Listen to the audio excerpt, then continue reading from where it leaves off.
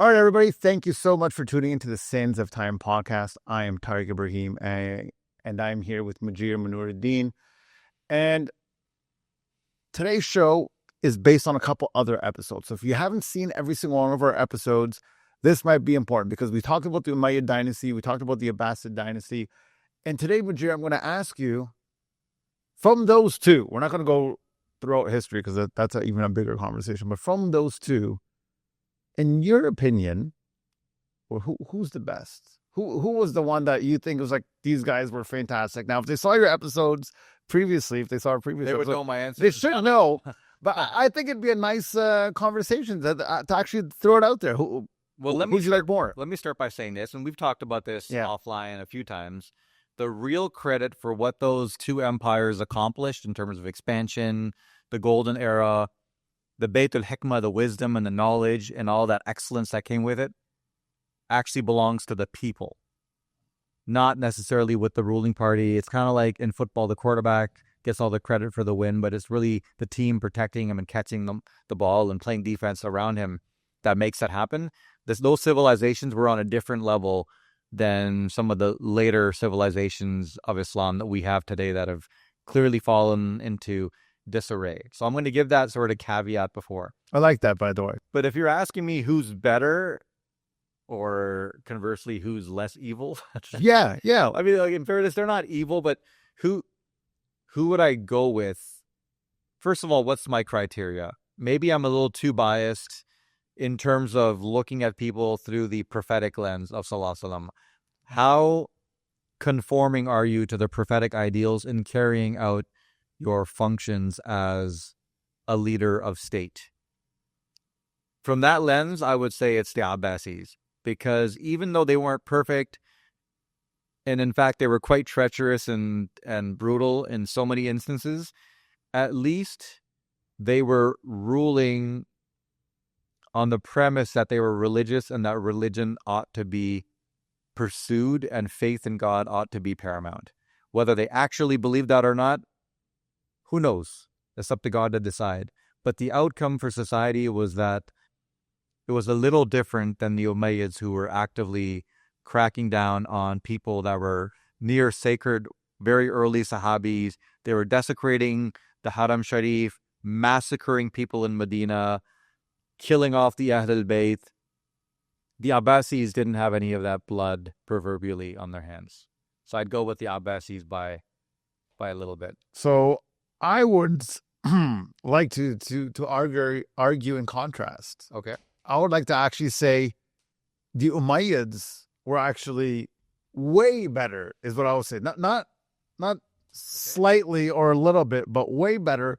And the reason, most importantly, and I think this is an undeniable fact, and I love it when I give these black and white undeniable facts, is because they expanded the Muslim empire to huge extent, right? Like the Abbasids just came in and chilled. You know what I mean? They didn't go to Egypt. They didn't go to Spain. They expanded almost nothing. So that giant amount of expansion, introducing the world to Islam, if you will, I think that's on its own. I think that's a very, very major accomplishment. Like on its own, forget about anything else. You just put that on one side of the scale. Oh, yeah. I think that's pretty huge. And I would go further to say that even though you want to give the argument of killing all these noble people, which they absolutely did, I find it very hard to negate the Abbasids in the exact same thing, right? They basically took all the people that were upset with them, all the people that were upset with the Umayyads. They said, hey, join us. We're going to do some good stuff. We're going to bring back the Khalifa to what it's supposed to be. It's going to be part of this team, and we're going to support the Prophet's family, and it's going to be gravy. Everything will be beautiful. Mm. And then, sorry, man, we're just keeping all the power to ourselves. Never relinquishing power, killing people that were calling them out on and said, hey, where's our end of the deal? So in terms of, love and all of us are equal, I think it's just another family got to rule versus another tribe got to rule, if that makes sense to you. But remember, you judge the story not by how it begins, but how it ends. And based on the totality of the narrative. There's no question that the Umayyads did some good things. They were good at expanding. I would still argue that a lot of their expansion had to do with those incredible early waves of Muslims, the Sahaba Ikram, the Tabi'een. These are the people on whose backs the Umayyads, in their, I'll say, Qurayshi Jahiliyyah ways, expanded and attributed or owed most of their success. These are actually very special people. That's why I'm saying even with the Abbasids, you actually got to give most of your credit to the people that actually did it, almost in spite of the rulers. But the Umayyads, you just never get the sense that they were doing it in good faith. So they started off and they did all these good things, but ultimately, they were expunged from existence for a reason. It's because nobody was happy with the actual job they were doing. So they made these great promises. They expanded the empire in the name of benevolent imperialism. We're trying to spread the beauty of Islam. But ultimately, they botched the implementation so badly that they were literally wiped off the face of the earth by the Abbasids, who were riding a mandate of the people at the end of the day. And so therefore my vote goes and stays with the Abbasids. So I'll say you're right. You're right. They were completely expunged from earth because they sucked, which is fair. But and history remembers their last Khalif as Marwan al-Himar, by the way. Yeah, right. We're not debating that either. But let me ask you this. So you have the conquest of Iraq, right, done by Umar Khattab, right? He's the one that opens it up and gets it there, right? And then what ends up happening is you have the tension between Muawiyah and Ali. Just very quickly to go through it, right? And I think it's very important because what I'm about to say is a point for the Umayyads, right? Yeah.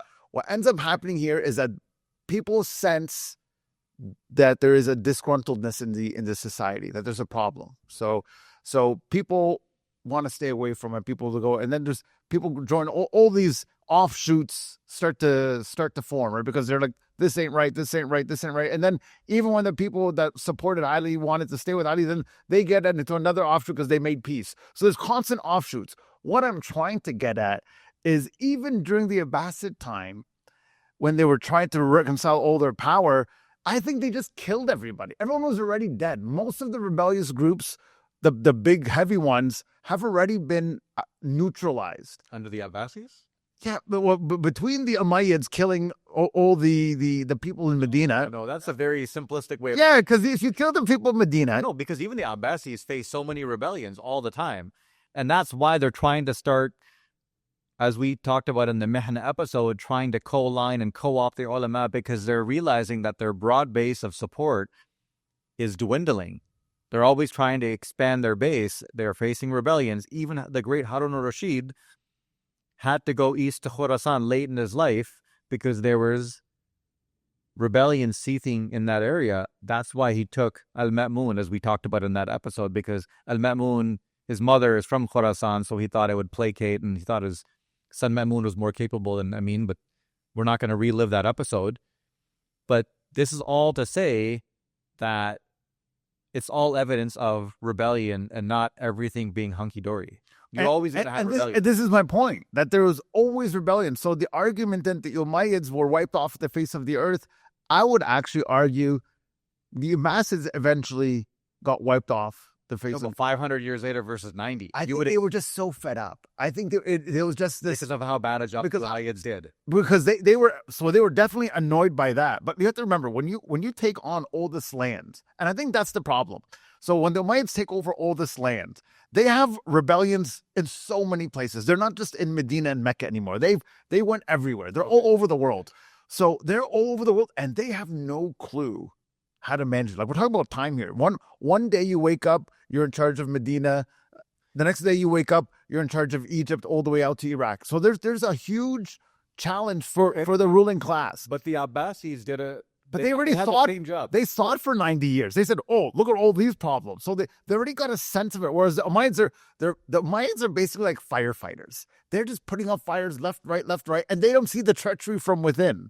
Whereas the Abbasids knew all these Christians and all these countries, they don't actually care. They're fine. They pay their jizya and they're happy. The real treachery is coming from all the Muslims that are calling us out on not having justified rule. So the biggest argument against what you're saying is, you know what? When did the Umayyad dynasty reach its expansionist peak? Under the great Umar bin Abdul Aziz. Yeah. So expansion obviously wasn't an impediment to people being happy.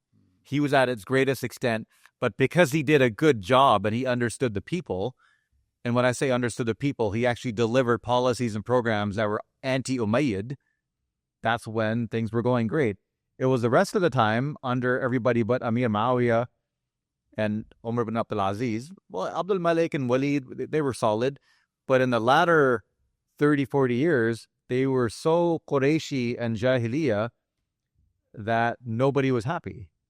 Yeah, but you see what you're doing, and this is all fun and game, guys. Just so you know. But what I'm trying to say is, the end of every empire is the worst, right? So for a 90-year empire, of course, the last 30 years. What causes it to only last 90 years? It sucks so bad. No. Umar Abdul Aziz was so great. Yeah, he was so great that he called it out. And him calling it out doesn't give him the chance to improve it. It honestly just says, we're not doing this anymore.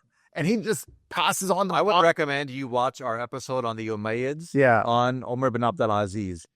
What makes him so successful is that he actually implements policies and edicts that actually delegitimize the Umayyads' ability to rule. That's it. That's what he dials it back to the Sahabi. So when you have one Umayyad actually doing the right thing, it hurts the Umayyads, and that in and of itself tells you all you need to know about my perspective of the Umayyads. When you go against Umayyadana, it all falls apart. The Abbasids, while brutal, and they definitely had their run-ins with the ulama and the Ahl al-Bayt and all that, the reality is, after the first century of their rule, they created Bayt al-Hikmah. The Mihna allowed the ulama to start checking them. They had the Ghilman who took over. They were so decentralized that they were very benign at that point.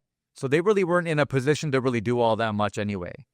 But the society flourished in spite of them because the Abbasids got them to cruising altitude and they just kind of stepped away. And that's what I'm saying. That they, after the firefighting is done, now all you got to do is make sure everyone's okay. The point is the firefighting is having to be done because they're putting in policies that are not at all in sync with their people. When Ibn Abdul Aziz was in power, everybody was happy because he knew what his people wanted. He knew what was right.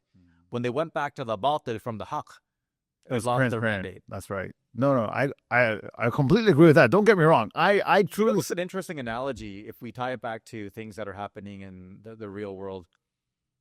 In some ways, I'm not in any way, shape, or form saying the Abbasids are awesome. I will give the credit to the people of that era, the ulama, the Imam Ahmads, the Imam from the Ahl al-Bayt, and all there are so many amazing people during that time, right?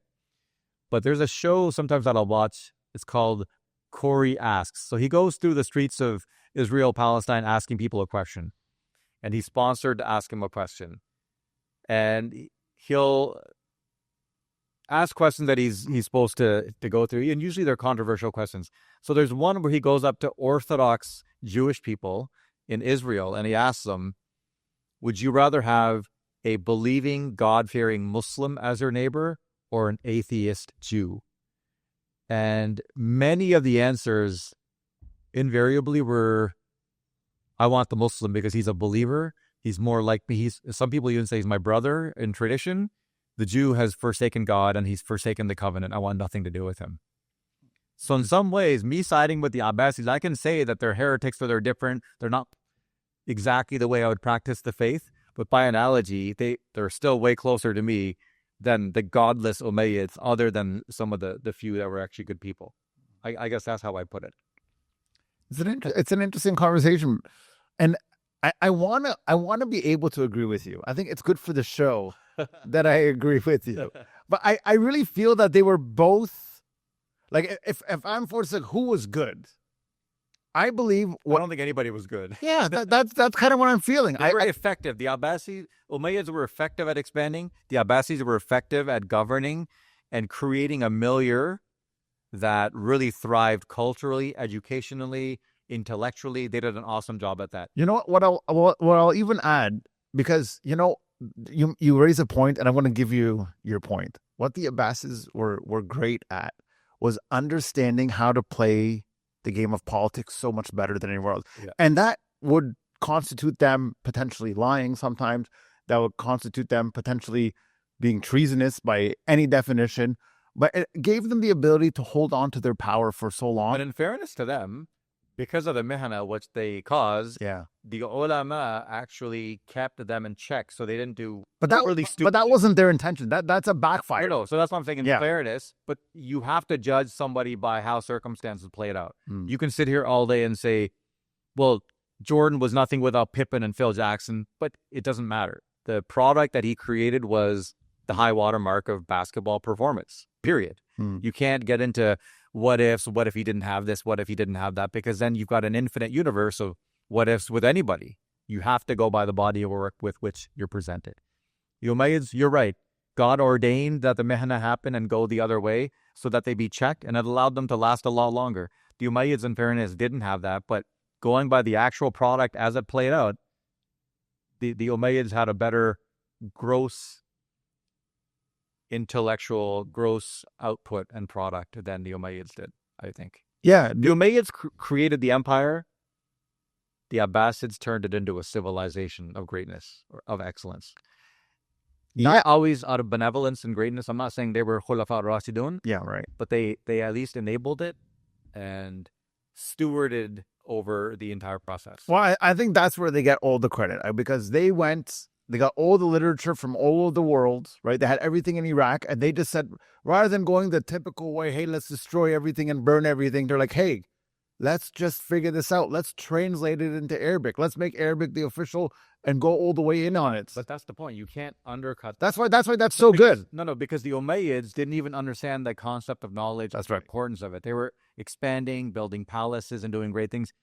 Very early in the Abbasid process, we talked about this in the Mihna episode. Very early in the Abbasi process, they're already starting to translate into Arabic in ways that actually led to heresy. The entire Mihna was predicated upon Ma'mun and some of his contemporary Mu'tazili scholars translating texts of ancient Greek polytheistic philosophy and applying it to Islamic theology and creed in ways that the Orthodoxy didn't have a chance to yet formulate an opinion on as to why they were wrong. You see what I'm saying? Well, absolutely. So it's actually their foresight and understanding. They almost overreached in that circumstance, but it's actually a byproduct of them understanding at a very early stage, 10, 20 years removed from the Umayyads, they're already thinking, how can we get smarter? How can we get rid of book culture? There's got to be a world beyond building palaces and horses and stables and living large. And so they deserve some credit for at least initiating the process by which the civilization and the everyday people flourished. No, absolutely. And I would even take it one step further. By a hair. We're not saying this. Yeah, and I would even take it one step further. You know, I'm not giving any roses for what it's called, for what it's worth. But I'll tell you this: I truly believe that this had a major purpose in life, and this was to show human beings now, looking into history, looking back, that all these people were still human beings. Like, you have to bring it on. That's what the whole podcast is about, right? The whole idea is you have to bring it back to the level that all these people